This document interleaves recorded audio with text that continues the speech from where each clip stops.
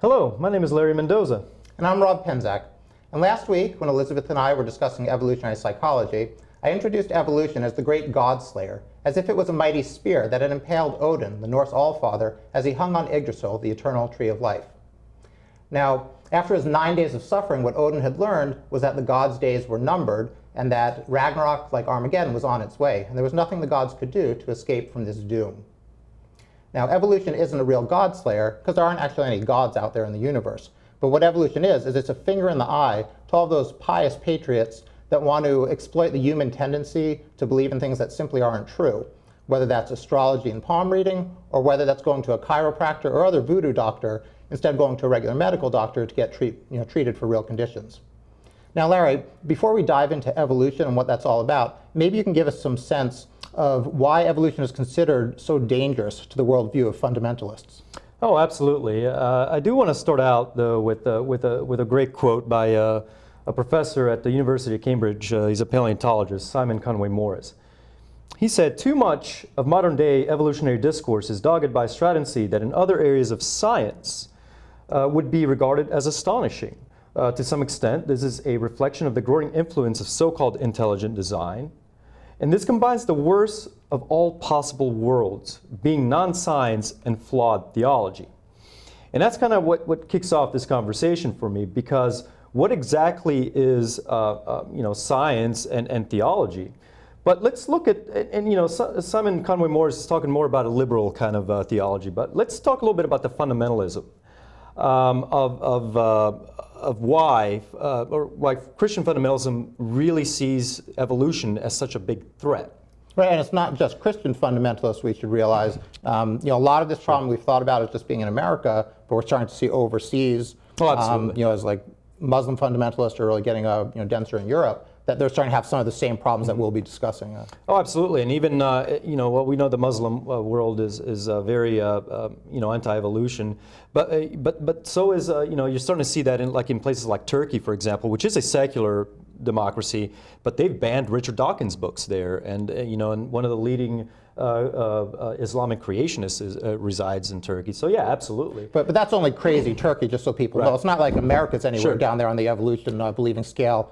Well, or are they? Let me. I saw a ranking of 34 countries with Turkey at the very bottom in terms of believing in evolution. Guess who number 33 is? I can guess. Yeah, that's the United States of America. Right. So this isn't a joke. This is really a widespread phenomena that the vast majority of people in our enlightened America don't believe in evolution, and maybe that's because a lot of them don't understand it. And hopefully, as we do shows like this, people get a little better appreciation and realize that evolution isn't just some wingnut came up with an idea. It's one of the most established scientific theories that we have. No, absolutely. And I got a cute little graphic here that I got from Answers in Genesis, which is, if anybody's familiar with Answers in Genesis, they are Ken Ham runs it, and they're the ones that started the Creation Museum. But here you can see the dichotomy of why, God's word versus versus man's opinion, creation versus evolution. See, they look at things in black and white, and they're afraid that these evolutionary termites are going to tear up at the foundation of all of their morals. And so this is really why, you see this. And, I get asked a lot, why, if we just show these people the evidence of evolution, they'll maybe just accept it. Well, it goes above and beyond that. It's not just about that. These people really have a fear that evolutionary theory will tear away at their moral fabric, and this is what they preach. And they have a great PR machine that is able to reach millions of people in this country, and that's why evolutionary theory right now is it's a minority viewpoint. Right. And if you remember, I know you put in there about sort of black and white or believing these two opposites, and that kind of Manichaean worldview is what George Bush lived by and helped bring us into unnecessary wars and good versus evil, us versus them. Absolutely. And it really has a profound effect on everybody's life, whether you believe in evolution or whether you believe, whether you don't. It's not like we can just ignore the kind of worldview that a lot of fundamentalists buy into. Absolutely, and that's a very good point. I mean, it's bleeding into our politics right now, and the lawmakers are the ones who make these decisions, and how we, lead our, how our children are going to lead the country if they're being indoctrinated with some of this stuff. I mean, my brother had a wonderful bumper sticker on his car that says, "You cannot prepare our children with 21st century jobs when you're teaching from, first, second century ideologies, so it just can't happen like Right. that. The whole notion that the kind of biblical approach to things could possibly be scientifically right is absurd. Right. And I forgot if we'll get to this a little bit later or not, Sure. but we talk about, I think Sean Carroll had a great quote about America is fine with the applications of believing in evolution and DNA technology, but the implications of it are no good. So if you look at a criminal trial, DNA evidence is the prime thing that we want to go by if we have Sure. it available.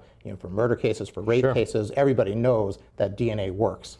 Yes. But the implications of believing in evolution, suddenly they want to throw all of that very well-known science out the window and pretend that we have 100 reasons not to believe in it. Right. So it's, it's that real divergence between, yeah, sure, we know it's true as long as it's not threatening to our religion, but as soon as you bring it into the religious thing, now we've got a lot of reasons not to buy it. And yes, absolutely. And that's kind of like the cognitive dissonance or hypocrisy, if you will, of the Christian fundamentalist viewpoint regarding evolution. Sure, I get approached, going back to Sean Carroll, what he said about evolution is that, DNA is the ultimate forensic record for evolution. I mean, it is the evidence, and that's exactly the same way we apply it in trials, in murder trials, to find somebody guilty or not.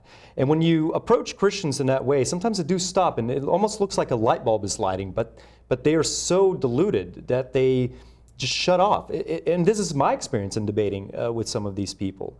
Yeah, that makes sense, but you still weren't there, millions of years ago, so you can't really prove it 100% with certainty. But one thing that I Doesn't find make any sense to me. one thing I find interesting is that the Pope reluctantly, after being humiliated and battered for all this time, okay, yeah, I guess evolution is true. It doesn't go against our teachings, but the congregants are not being taught that as they're lectured on morality for Adam and Eve and why women have to suffer because they brought evil into the world. And they don't back up every biblical story by saying, but wait a second, guys, we know this is just a joke or a story or a metaphor. It isn't really true. So they'll still preach with all of their vigor as if this is all true, even though they're kind of compelled by sheer embarrassment at the very top levels to admit, okay, you guys got us, evolution really works. Sure. And then some of the more, the liberal wings of Christianity obviously accept evolution. They have to, and like everything else, I strongly believe that evolution or that religions also evolve. I mean, everything evolves, ideologies, including religion, and a lot of times, and I'm not one to call every Christian ignorant and stupid. I mean, there are very smart people out there. As a matter of fact, the head of the NIH right now, Francis Collins, who led the Human Genome Project, he's a smart guy. Fundamentalist Christian, but that accepts evolution as fact, except he has another weird explanation for it. But they have to evolve because the facts, if you really sit down and think about it, the facts are the facts and they're irrefutable. Right. Now, and Francis Collins really is the exception to the norm, though, right? Sure. If we look at the vast majority of scientists, especially at the top tier, it's like 97% or whatever the really high number is, believe in evolution and can back it up. And there's only this handful of exceptions at that high level Right. that they need to stick to their belief, and so they just sort of have to throw up their hands and say, they spell out the whole case for evolution and then back off and say, but I want to still cling to my upbringing. Dawkins talks about a great case of a geologist from Harvard, I think, who basically went through his whole education, learned all this stuff, and then at the very end had to withdraw from science because it was either evolution, and geology and the way it all works, or the Bible, and he was sticking with his Bible. And it was such a sad case.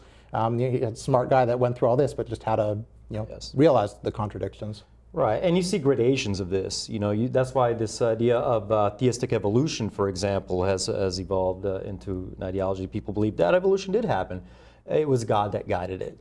He made it happen. And there's different variations to that theme even. But that gets into a little bit more. I think into a little bit more of the kind of the fringe things. I like to talk about evolution and creationism as its fundamentalist viewpoints and its various offsprings, such as intelligent design and things like that, which I think we have a good topic on discussing everything and comparing evolution and creationism and how they kind of really contrast so vastly with each other. Having said such, why don't we start from the foundation of how do we even start to approach this idea of evolution, and how do we kind of make it so that people understand what it is, like the general lay public. And I think that's been a big problem, is that some of the tenets of evolution in science in general are so complicated and so difficult that it's very difficult for the lay person to really understand it. And it's just easier to say God did it, right? But I think another important thing to understand is that you don't have to understand all the details about evolution or about science. You just have to understand enough, and our educational system has to prepare people enough that you realize there is a scientific method, which we'll talk about, and how it works, and all the things that it's really taught us and how far we've advanced. And then you'll be left with, you can either have the black box of mysterious religion that doesn't know how anything works, but it swears that it has the truth answer in the box, or you can start believing in science and say, well, I'm not sure if I buy this, and then you can actually read about it. And you can see if the arguments seem like they hold together. And if you're still not clear, you could talk to a professor at a university that teaches in that subject. And science is completely open to everybody, and it invites everybody to look at all the evidence and draw their conclusions. And part of the way you become a star in science is you take some old theory and you figure out this is where they went wrong, this is why it doesn't make sense, and you disprove it. And you're not shunned or cast out of the community.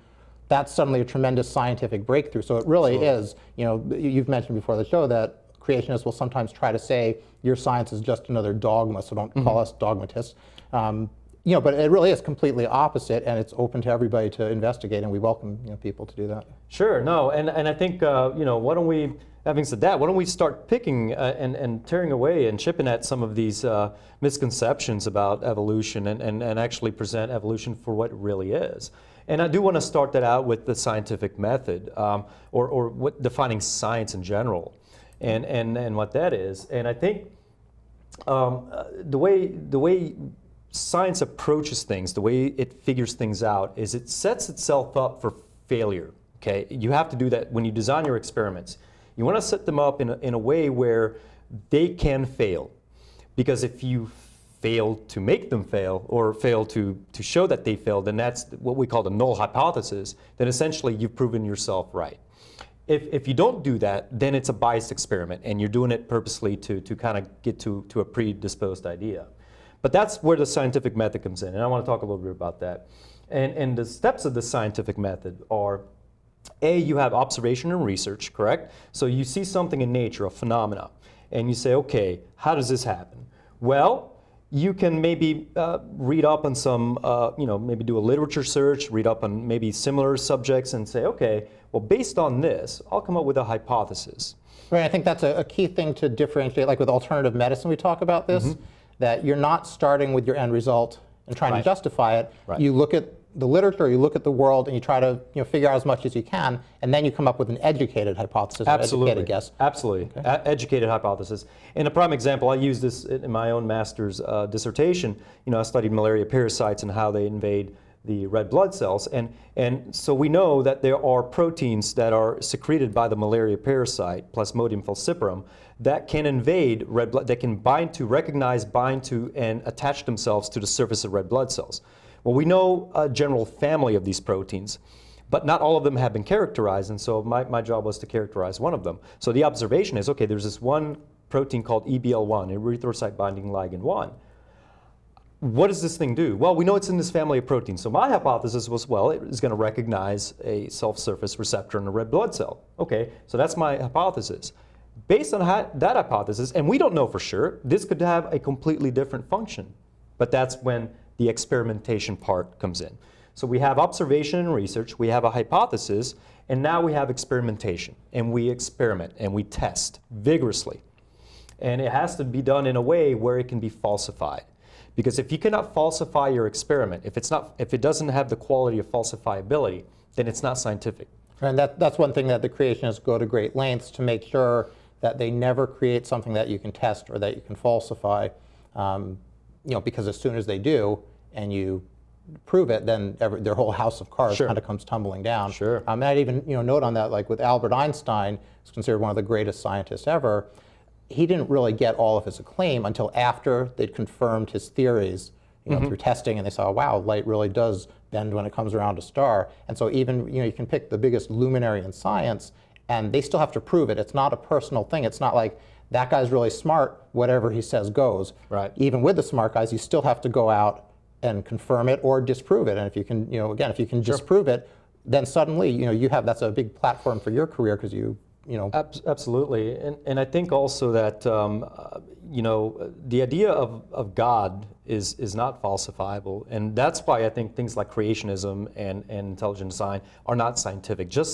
Based on many premises, but just on that premise that you cannot falsify, because you cannot set up an experiment in that way. Although it depends how you define God, right? And Richard Dawkins talks about that too. You could have a God hypothesis if you want to say the Christian God listens to our prayers, or the Judeo-Christian or the Muslim, that they intervene. You can test those things, right? They had a great study on prayer intercession. Oh, sure. And it doesn't, doesn't help. But actually, more people died that got prayed for if they knew about it, maybe because they had more stress, or they don't necessarily know the reason. But if religion ever slips up and gives you that little window of opportunity by, okay, we're going to define our God this way, we can pretty much rule out that there's a compassionate God who was pro-slavery and anti-women, but he's still a compassionate God. Don't misunderstand him. You can rule out specific things. The problem with creationists is that they might keep moving those goalposts or keep redefining God, or, well, you can't see him because he's invisible. The prayer study didn't work because he wasn't duped by our tricky study, so he wasn't going to have any part of that. So you can always redefine things away. Oh, absolutely, and Victor Stenger, as a matter of fact, in his book God: The Failed Hypothesis, he actually thinks, we've disproven God scientifically, and so he goes on that tangent. But anyways, but I want to kind of kick it back to the science and scientific method. We talked about observation, research, hypothesis, experimentation. The final step is you draw a conclusion, and this conclusion may or may not be 100% solid. A lot of times when you draw a conclusion, you're kind of extrapolating from the data. And that's okay. But the more important thing about science, which sometimes is wrong, sometimes you draw the wrong conclusions in science, and that's okay. That's the beauty of science. But what makes science, it's predictive value. That's the key thing, I think, that we need to understand. And for something to be a good scientific theory, it has to have predictive value. In other words, a very simple example of this, the theory of gravity. Gravity is a theory. It's the same type of theory that evolution is. We can predict that every time we throw a ball up in the air, it's going to come down. And we can do this experiment millions of times, and every single time the theory of gravity will be proven right. That's the same thing with evolution. It has predictive value. Even Darwin has predicted things in the past, and things like Precambrian fossils. He didn't find any of those because they were very difficult to make, and during his journey he's just couldn't find. But he said, he basically predicted that we would find these one day, and we have, and they fit right along the lines of evolutionary history. All these fossils. The minute we find a giraffe in the Precambrian world, a fossil of a giraffe, then we can start to question whether evolutionary theory is right or wrong. And not even that evolutionary theory is wrong, but if we do find a giraffe in a wrong strata, in a Precambrian strata, then we maybe need to modify evolution a little bit. It doesn't necessarily nullify it altogether, and that's the big thing that I think a lot of creationists and fundamentalist theists don't realize. Even if we chip away at some of the tenets of evolution, certainly that doesn't mean that evolution is wrong. We just need to modify it. That's it. It's simple. We just need to reassess some things. It's important to see that sort of in the positive light of science. It's not that we're going to shift our goals maybe in the same way as them, but that science, by nature, we're trying to get at the truth that's out there. So if we see evidence that makes us rethink things, if we saw a giraffe, and the Precambrian was what, like 560 or 5 million years ago, probably the cutoff. But so if we saw, if our current tree of life suggests that mammals didn't evolve to a certain time, and we suddenly find conclusive evidence that they're out there, we don't throw up our hands and discuss. We're amazed. That's an incredibly exciting thing. Science lives for those moments when something really unexpected happens, and then you have to go and try to puzzle out how it happened. And one of the really irritating things, I like to pick on George Bush, of course, but the way he goes from his gut is trying to equate somebody who just wants to wing it and guess and say, well, I don't believe in global warming, and comparing them to a team of scientists who might go to school for, their PhD. They go to school for many extra years, and they might study one very minute thing for another 10 or 20 years to find one little piece of this puzzle that can then help the whole body of science go forward. It's such a different commitment level and education level, and provides so much more for our world than a guy who just wants to not read and not be bothered. Like you said, it's much easier to always say, I don't know, but it says here in the Bible this, or my preacher told me this, so I'm going to go with that and move on with my life. It's fine if you don't want to become a scientist. Not everybody has to. There's lots of other valuable things to do. But our society has gone to the point where we're dismissing the experts, we're dismissing the scientists who do devote those 20 years to figuring out that one little detail, and then to just ignore them as if you are on the same footing is ridiculous, and it's a problem. Right, and that's why I really get a little bit perturbed when I hear people saying, well, evolution is just a theory, completely dismissing 200 years worth of biology, and all of a sudden they become experts in this field. I don't think so. Scientific theory is defined as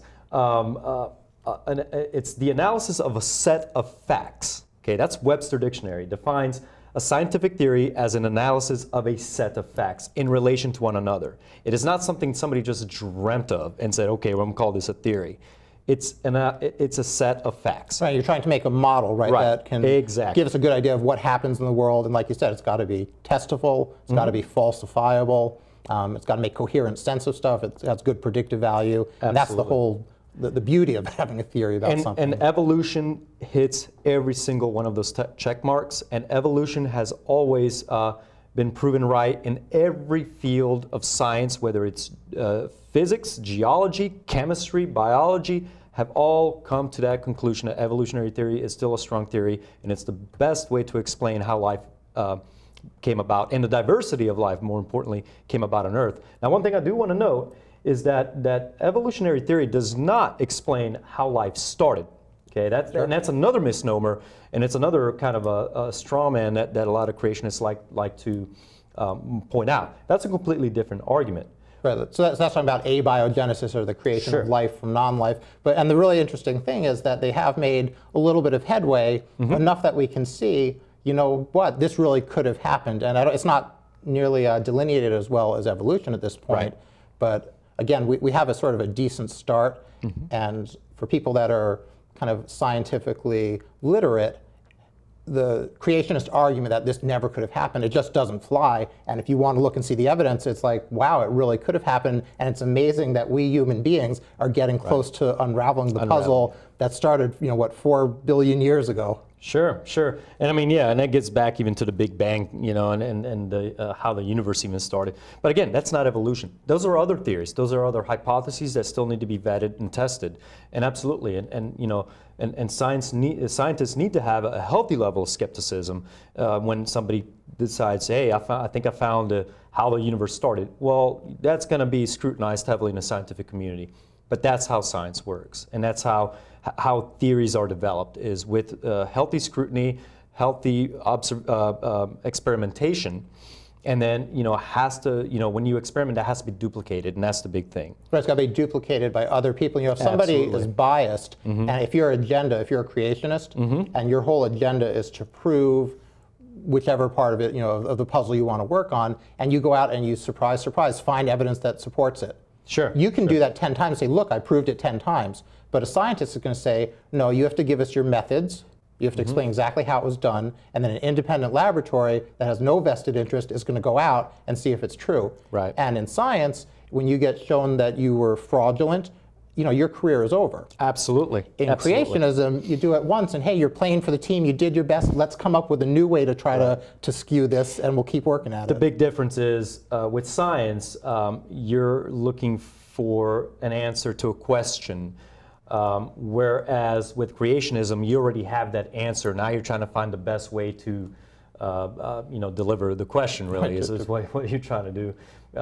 So that it can fit the predetermined answer you have. And that's not science. And that's another reason why creationism and intelligent design fail as hypotheses, because there's a predisposition there. They already have that. They want to prove that there is an intelligent designer out there, and you just can't go about it that way. Science is happy to explain things without the need for that. Right. No, in science, it's funny if again, they try to suggest that we're just as dogmatic as they are. If you look at, Newtonian physics was overturned by Einstein and relativistic, and then Einstein believed in a static universe. Right. And then Edwin Hubble came along, and wow, science is amazed. It looks like the universe is expanding. And again, these aren't, there's a couple of points to make. One is that Newton's physics wasn't all wrong. It was just a special case.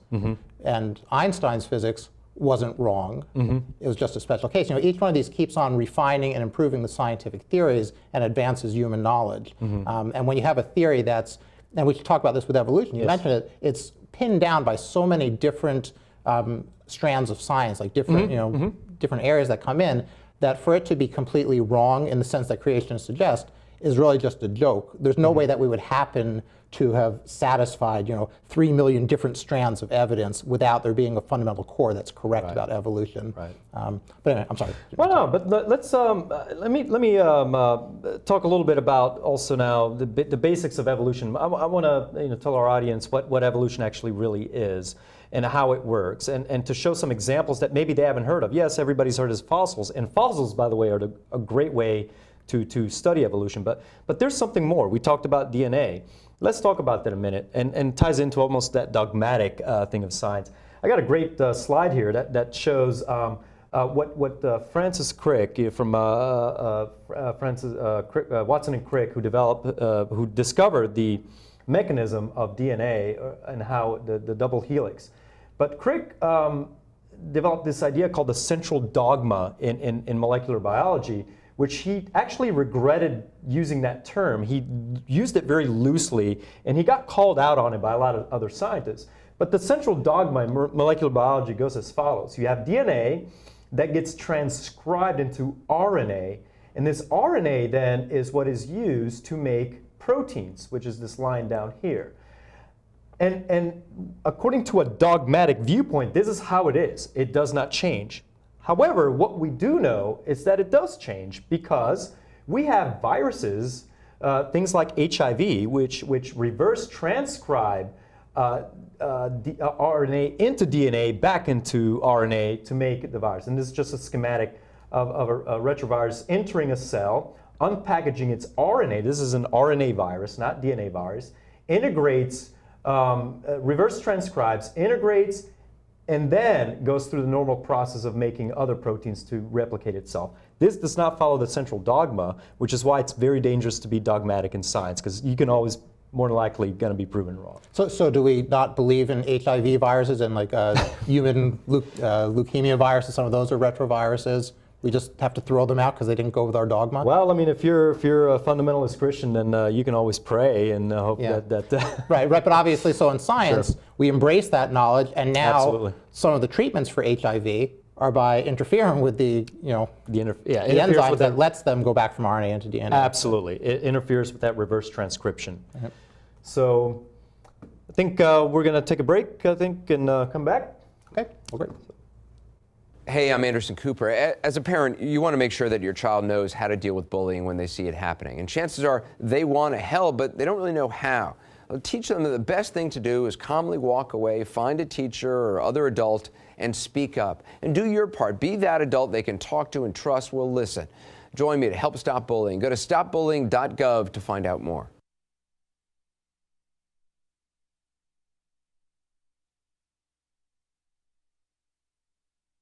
Gosh, Darlene, it sure is amazing how much we have in common. I know, Larry. We both love three-car pileups. We both were built in Buffalo. And we both know wearing safety belts helps save thousands of lives. Yeah, this is fascinating. Don't mind Vince. He's getting over a bad breakup. I know. Janet's picking up the pieces, too. They're in here. I wish they understood it's all worth it to get people to buckle up. Hey, lacerated lovebirds, I sense a major crush. You could learn a lot from a dummy. Buckle your safety belt. Talk about head over heels. Rosita, did you know there's a right way to sneeze?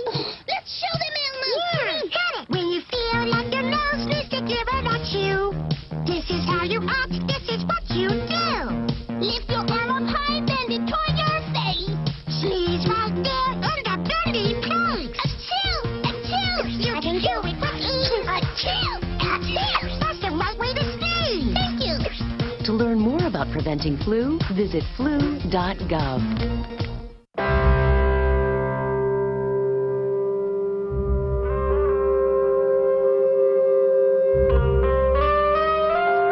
7,000 high school students drop out every school day. That's a line of desks more than 4 miles long. We can keep students in school. Visit boostup.org and take the first step. So, I just moved in with this family, and it's embarrassing. The little one, he likes to go outside and crawl around in the giant litter box. I don't know what he's doing. I mean, I was born and I knew how to use the litter box. Look at that! That's disgusting! Oh, poop already! You're making me nervous. Oh, okay, I can't look at this anymore. I really hope he grows out of this, for his sake.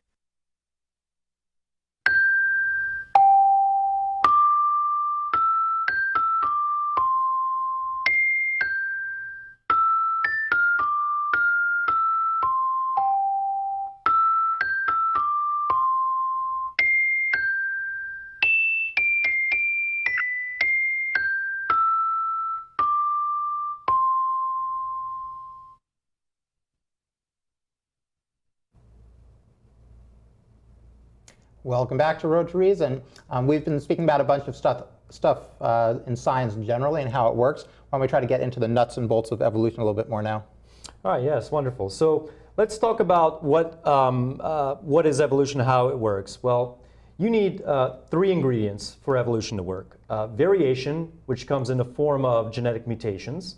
Then you need some kind of selection, a selective pressure. And this is the mechanism that Darwin figured out and wrote in his Origin of Species after his travels on the Beagle.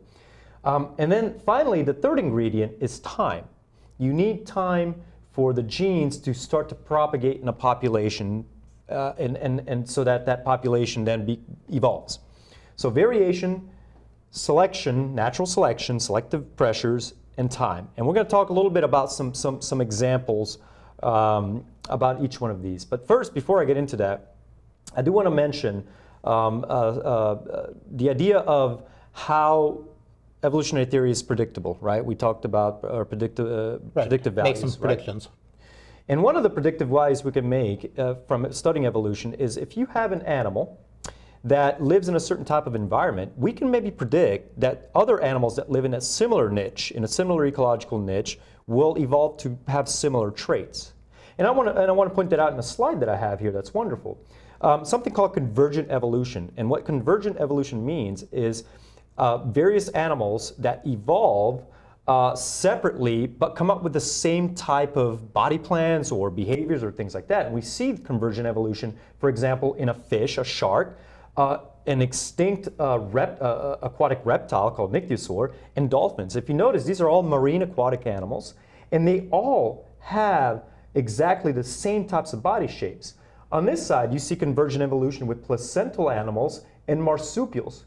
Marsupials are mammals that evolved in Australia, and Australia has been separated from the rest of the world millions of years ago. And the animals that evolved there are very different than placental animals, but they evolved to look similar to our placental animals that we find, like, say, here in the US. Flying squirrels versus the flying squirrels in the sugar gliders of Australia, because they all occupy certain niches. So that's what we can predict with evolutionary theory and through ideas like convergent evolution. Right, and you can also see how, if you're trying to stick with a creationist theory, why would God create these different animals to fill the similar niches? Why not use the same animal to do it?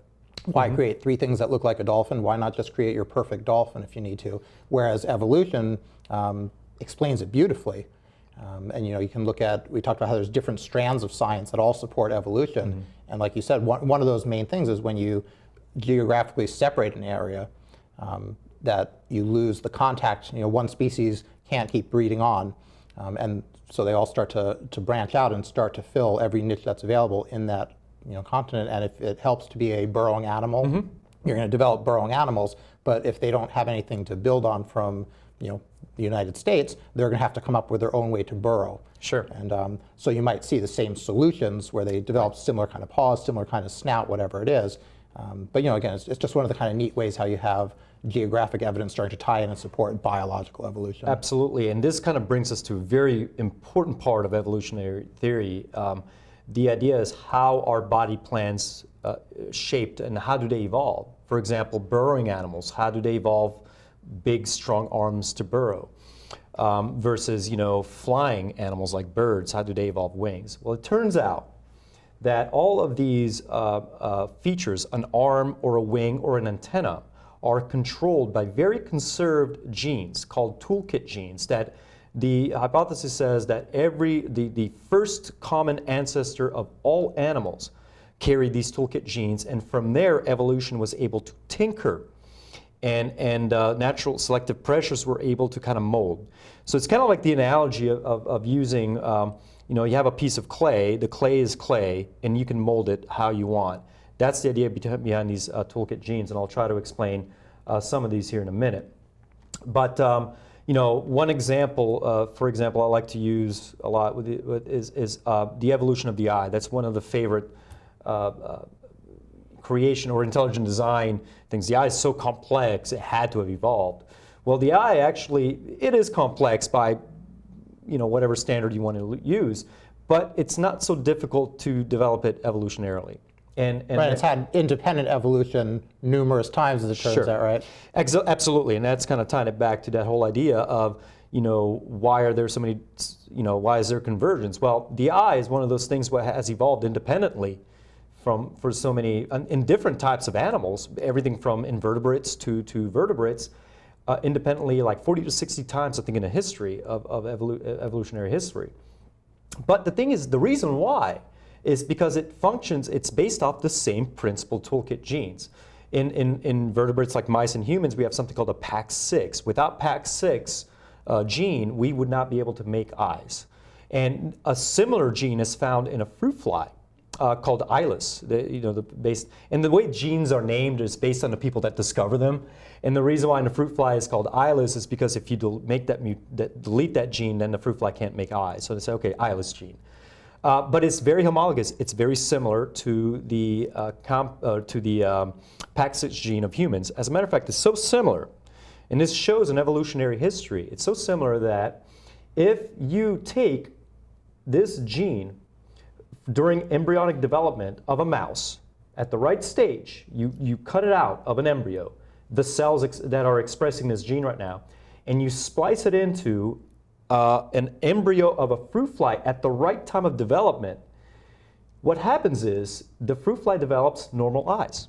A fruit fly, not a mouse eye, but a fruit fly eye. And I got this great picture here that shows, and unfortunately the colors don't show quite well, but these are all red, these are black, these are yellow, these are blue, and then these are green.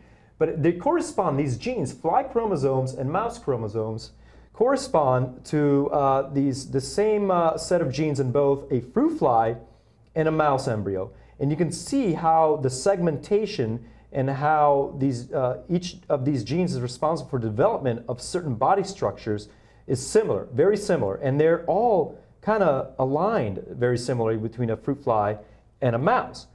And you can take any one of these genes from a mouse, that's this one here, for example, the HOX1 and HOX2s, in a mouse are responsible for the neck, ears, and that kind of area. You splice this out and you put it right up here where a corresponding gene of a fruit fly is, and that develops the mouth parts.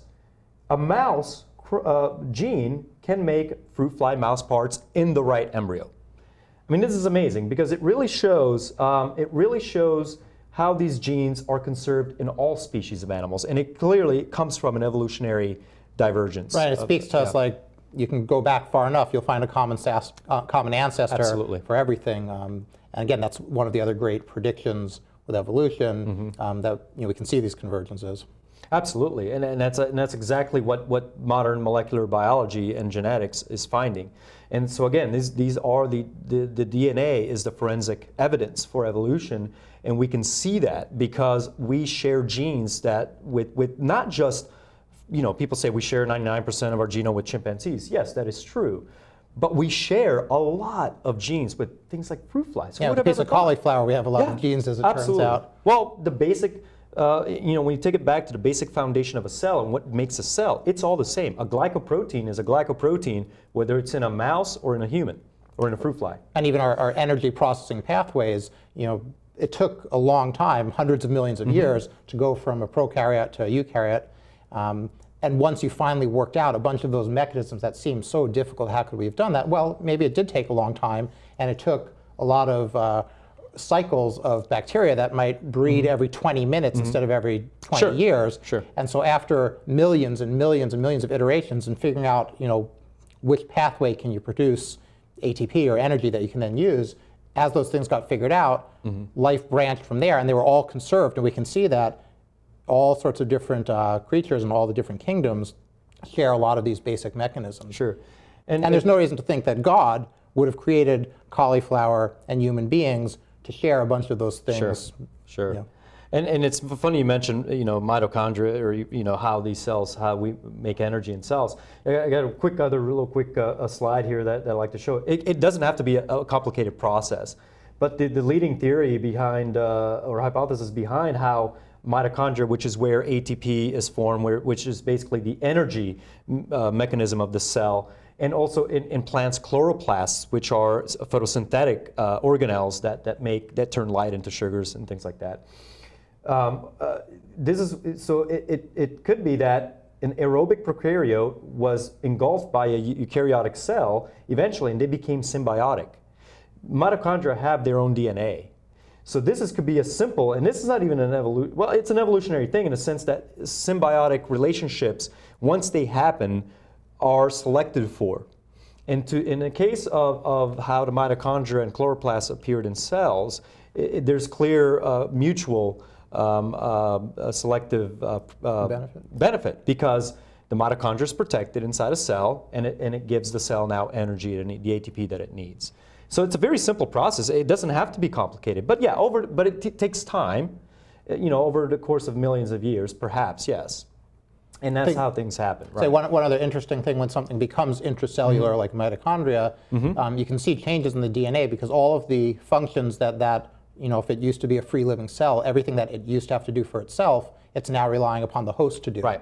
And so one of the great things you can find in DNA, where you said it's such good forensic evidence, is lots and lots of those old genes have been deactivated. You can go and see all sorts of mutations because they're no longer selected for. Right. And maybe we should talk about that. We haven't really talked about some of how just that works, where you have mutations, and if they lead, they're just random events in the DNA. Sure. And if those lead to the dysfunction of an important gene, if you get a mutation in something that was helping with your vision and you go blind, you're not going to survive as well and reproduce as well. Sure. So gradually the population, and evolution works on whole populations, most of those genes that inactivate or deactivate or mess genes up just aren't going to get passed on to the next generation. Right.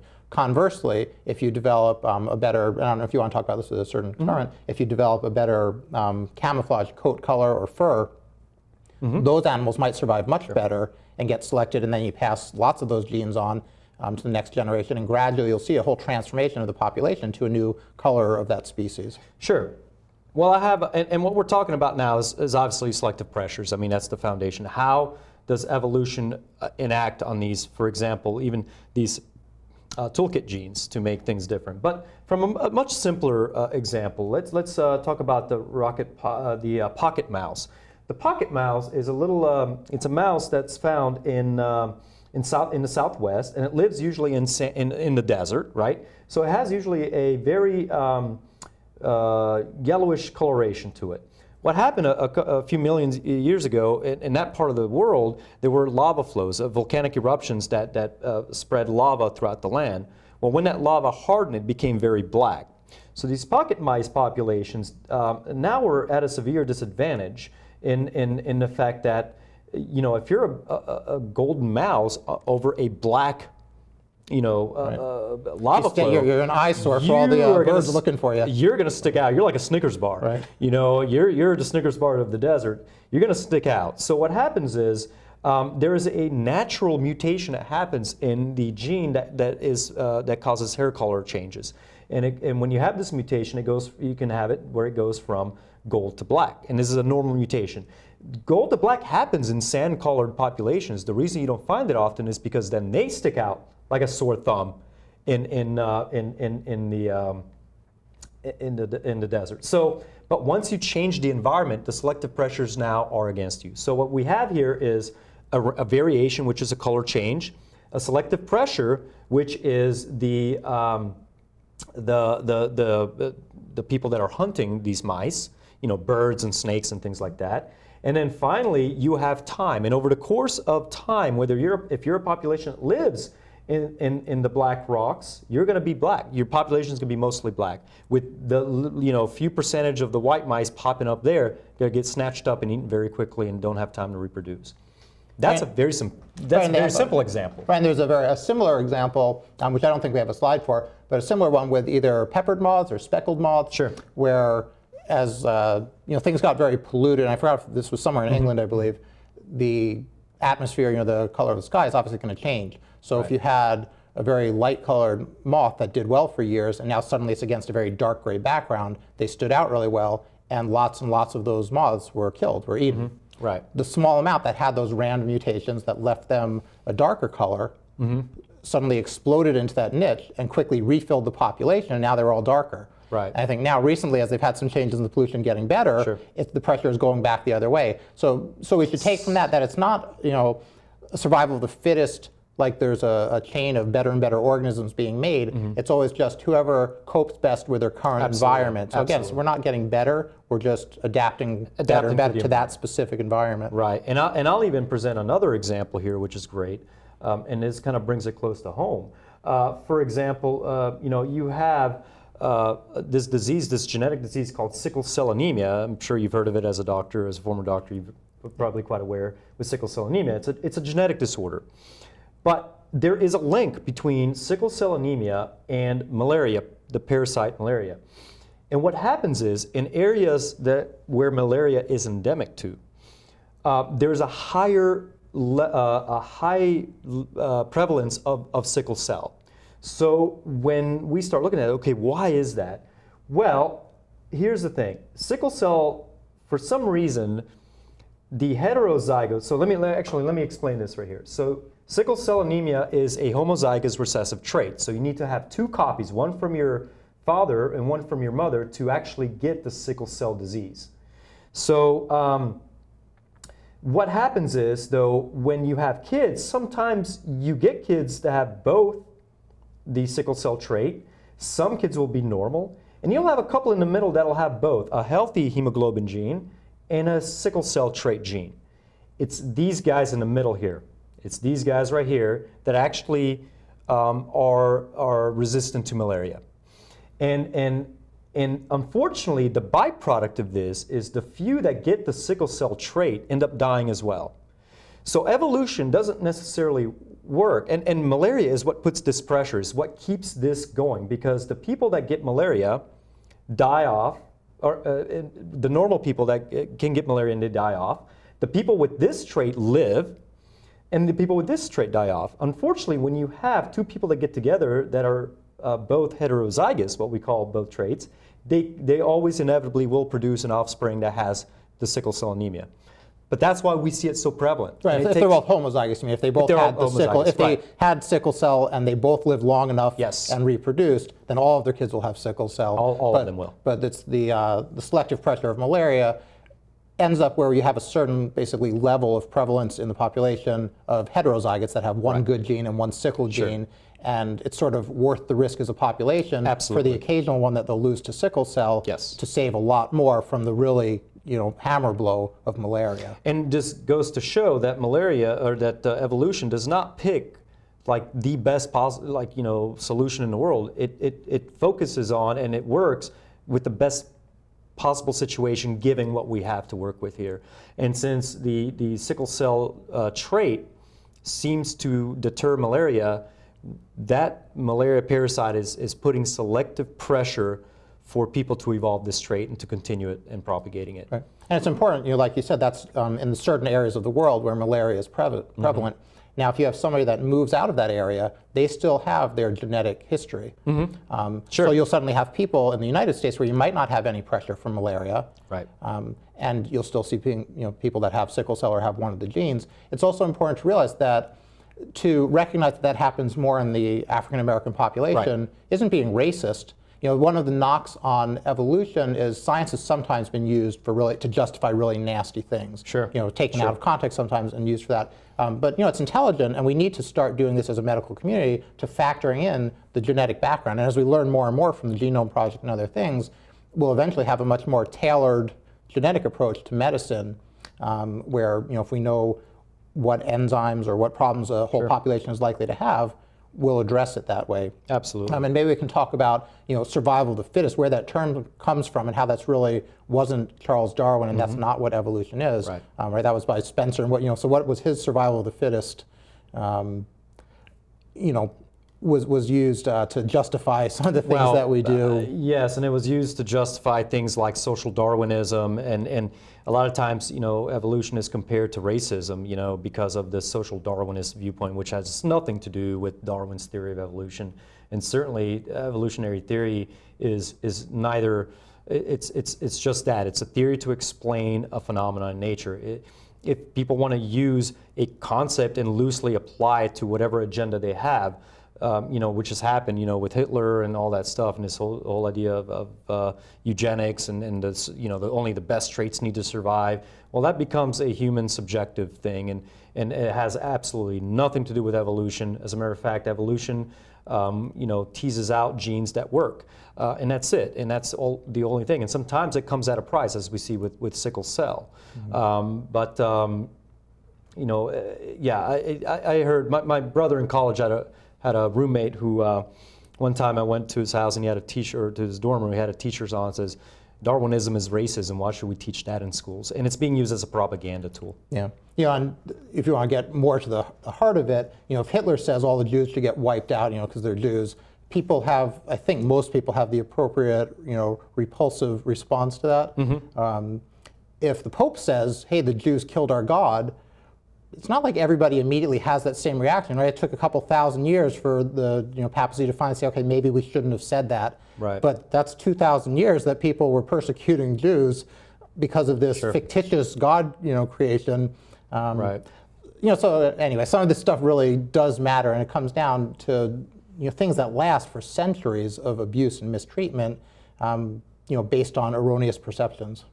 Yeah, absolutely. And erroneous perception is actually where I want to go with next, real quick. And I want to show you a quick, you know, I want to talk a little bit about, and maybe we can have another show. We got about 5 minutes left, but I want to, maybe we can expand on a show about on creationism and compare that to evolution. But one real quick thing, I want to talk about this idea of irreducible complexity, which certainly is what creationism has evolved to because of court cases that have rendered teaching creationism in schools unscientific and therefore unconstitutional based on the First Amendment, so we couldn't do it. So the creationist movement got really tricky with this idea of irreducible complexity developed by, I think it was Behe and some of these guys, Michael Behe at Lehigh University, where he liked to use this idea that the bacterial flagellum, as you can see here in this picture, is so complicated. And you can see all these proteins here, and you know, this big machinery of things, and you know, how could this possibly ever evolve? And as a matter of fact, if you take one of these pieces out, it can never ever function. So therefore, this had to have had an intelligent designer, and that's basically it. This is irreducibly complex, and to kind of show it to you in a kind of more lay terms, you have a biochemical machine here with individual parts, and these individual parts, according to irreducible complexity, don't have any function. Therefore, natural selection cannot shape these components. However, what they don't tell you is that these iterative components actually do form intermediates with functions that then do form a final product like the flagellum, which is why we see the flagellum is nothing more than a modified type 3 secretory system of, say, the plague bacteria that's used to inject proteins. Again, evolution works on what's already existing. It's not inventing anything new. It's working on a pre-existing, you know, genes. Like you said, evolution tinkers with stuff. It certainly isn't the master designer. We see all sorts of cases. You know, some are obvious, like people have bad backs all the time, people have bad knees all the time because we didn't originate as a biped, and we've only had so long for evolution to fix things. And, you know, the laryngeal nerve takes a very odd course where it goes down through the chest and hooks around, you know, by the aorta, which is not healthy for you. You know, it opens you to all sorts of damage. The the prostate gland, which swells up as men get older, it constricts the urethra, so people start to have problems peeing. Yeah. So it's interesting. I want to kind of get into this a little bit on the the reason why evolution is not being taught in schools is because of a few court cases that have happened, and obviously starting with the Scopes trials in 1925, where a teacher got he was on trial for teaching evolution in schools, and so what happened was he lost that trial, but it turned out that he overturned it on a technicality, I believe. So, but anyways, but that was the first, and that should have been the death knell to evolutionary or teaching creationism in schools when that whole fiasco happened. But I want to point our audience to some other court cases that are important, which is the reason why intelligent design proponents and creationists need to always evolve their language. In 1968, you had Epperson versus Arkansas, where the Supreme Court invalidated a statute that prohibited the teaching of evolution, for example. In 1982, McLean versus Arkansas Board of Education, which this decision gave a detailed definition of the term science. The court declared that creation science is not, in fact, science. You have, in 1987, Edwards versus Aguilar, Supreme Court held unconstitutional Louisiana's Creationism Act. Okay, this statute prohibited the teaching of evolution in public schools, except when it was accompanied by creation science, for example. And then the final death blow. So creation science doesn't work. This doesn't work. The final death blow was, okay, we'll do intelligent design. That's really scientific. We got PhDs here promoting this. 2005, Kitzmiller versus Dover Board of Education, a U.S. District Court Judge John E. Jones, which was a Bush appointee, mind you. Right, conservative religious Bush appointee. Yeah, he basically said that abundantly that the board's ID policy violates the Establishment Clause and that intelligent design cannot uncouple itself from its creationist viewpoints and thus religious antecedents. Therefore, it is unconstitutional. We cannot teach this in school. And I am glad that there are judges out there that still have a good rational mind. Yeah, I mean, we kind of thank God that came, to use that phrase, that vote came, or that decision came out okay. But there's still a lot of teachers that teach it despite that it's unconstitutional, that are sneaking intelligent design or creationism into the school system. And it's going to influence our whole next generation. I think we are out of time. Thank you so much for joining us. Check us out on YouTube and Facebook at Road to Reason.